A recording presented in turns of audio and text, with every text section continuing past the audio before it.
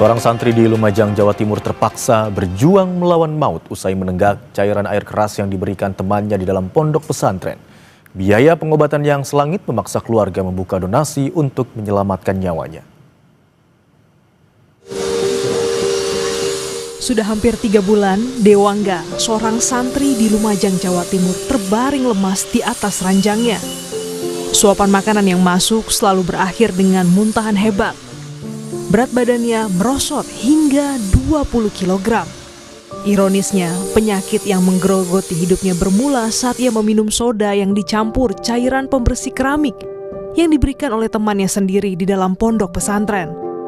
Cairan itu masuk ke dalam lambung dan merusak organ vital sang santri. Tak hanya 1 orang, ada 3 anak yang juga diberikan cairan tersebut oleh teman sekamarnya. Sementara itu, biaya pengobatan yang terus membengkak hingga 1 juta rupiah setiap hari membuat keluarga hanya bisa pasrah dan meminta uluran tangan para dermawan. Di tengah nestapa itu, pondok pesantren turut bahu-membahu membuka donasi untuk menyelamatkan nyawa Dewangga, sang santri yang kini hanya bergantung pada susu dan obat untuk melanjutkan hidupnya.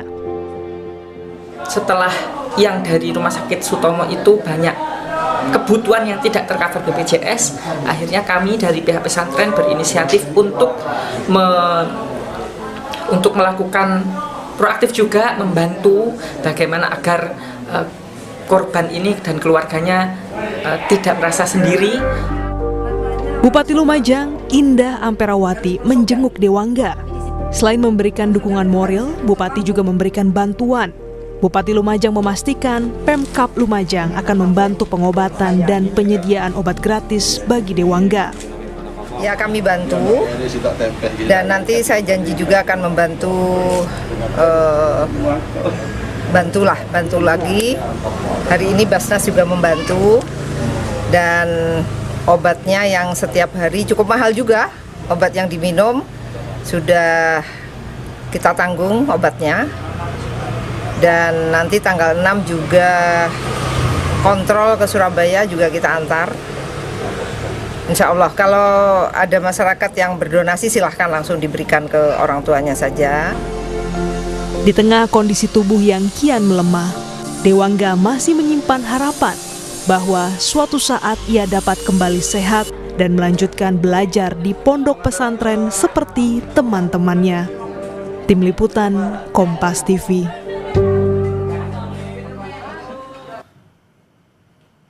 Kita sudah tersambung dengan jurnalis Kompas TV Abdul Rohman di Lumajang, Jawa Timur. Selamat siang Rohman, bagaimana kondisi korban saat ini?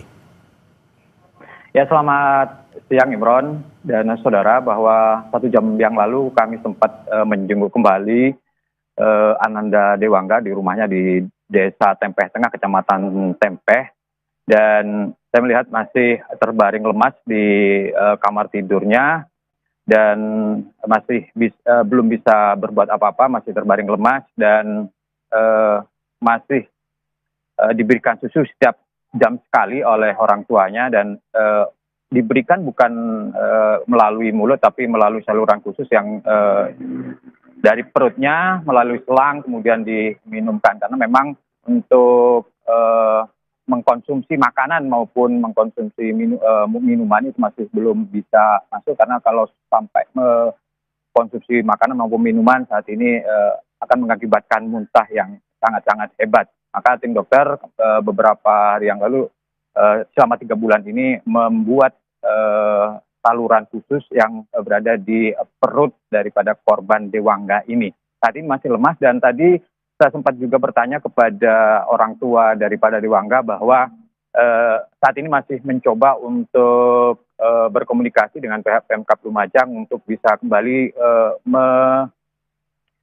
menuju ke Rumah Sakit Dr. Sutomo Surabaya untuk melakukan kontrol lagi, karena mengalami iritasi pada bagian perutnya sehingga tidak sampai, sebenarnya untuk jadwalnya itu akan jadwal untuk berkunjung lagi ataupun melihat kesehatannya lagi, ceknya di Rumah Sakit Dr. Sutomo adalah tanggal 6, namun karena ada iritasi ini pihak keluarga masih mencoba untuk berkomunikasi dengan beberapa pihak untuk bisa mengontrol kembali kontrol di Rumah Sakit Dr. Sutomo Surabaya. Dan saat ini masih korban masih di kamarnya. Begitu, Indron.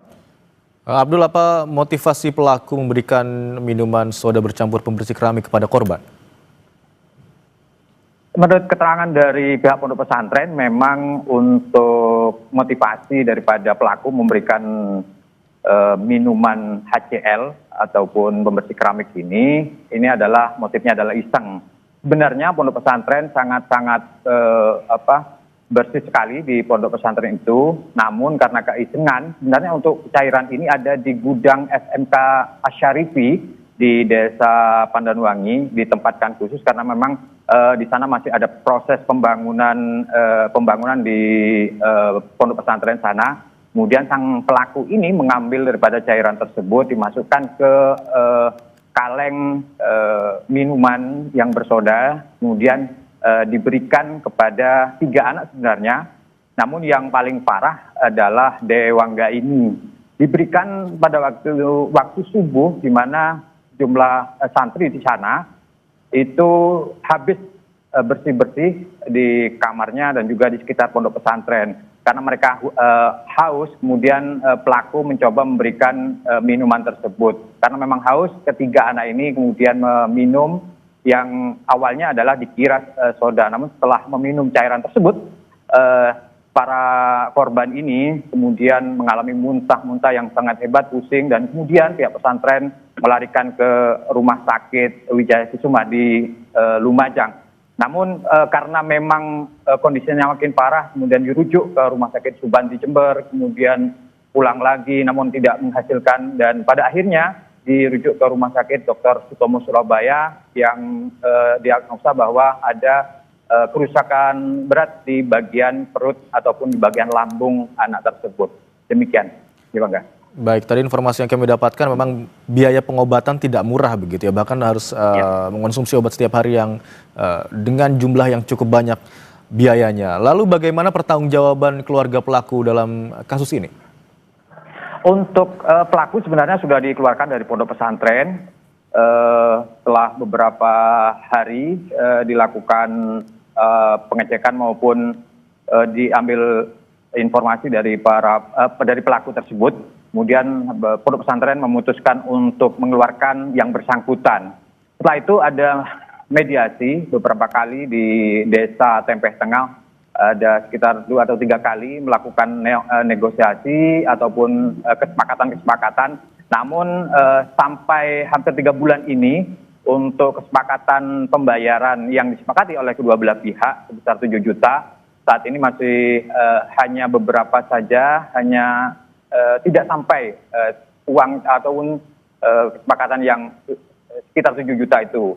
Makanya saat ini untuk pihak keluarga masih mempertimbangkan apakah kasus ini dibawa ke pihak kepolisian atau masih ada itikat baik daripada pihak keluarga korban untuk memberikan donasi kepada pihak korban ini. Memang untuk biayanya cukup besar sekali untuk proses penyembuhannya, karena memang untuk konsumsi daripada untuk menambah nutrisi, untuk bertahan hidup, ini hanya bergantung kepada susu 2 kaleng dan juga obatnya yang kalau kita nominalkan setiap hari itu harus mengeluarkan 1 juta rupiah. Untuk itu pihak keluarga dan juga pondok pesantren sudah tidak kuat lagi untuk melakukan biaya-biaya tersebut, sehingga mengeluarkan membuka donasi untuk kasus tersebut. Begitu, Imron.